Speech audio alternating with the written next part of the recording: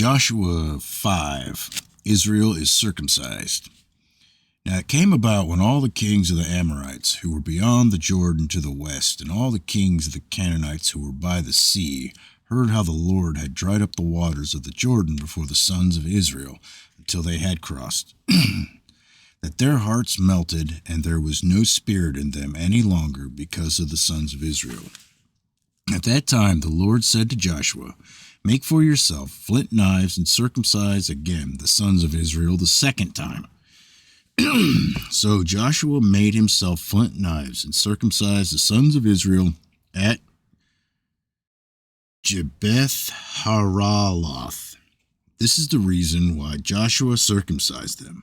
All the people who came out of Egypt, who were males, all the men of war, died in the wilderness along the way after they came out of Egypt. For all the people who came out were circumcised, but all the people who were born in the wilderness along the way as they came out of Egypt had not been circumcised.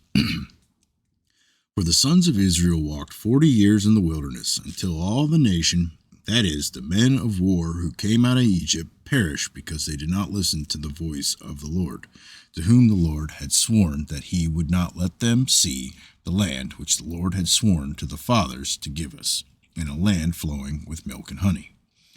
Their children, whom he raised up in their place, Joshua circumcised, for they were uncircumcised, because they had not circumcised them along the way.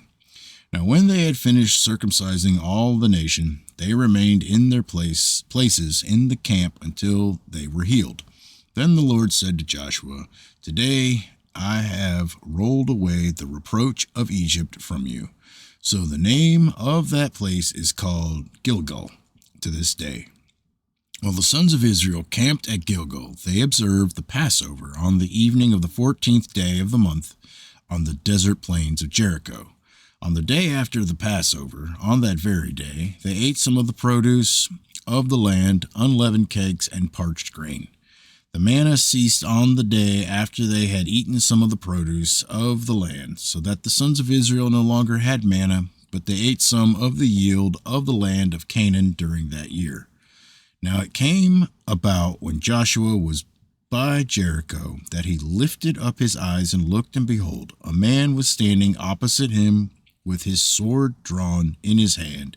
And Joshua went to him and said to him, "Are you for us or for our adversaries?" He said, "No, rather I indeed come now as captain of the host of the Lord." And Joshua fell on his face to the earth and bowed down and said to him, "What has my Lord to say to his servant?" The captain of the Lord's host said to Joshua, "Remove your sandals from your feet, for the place where you are standing is holy." And Joshua did so.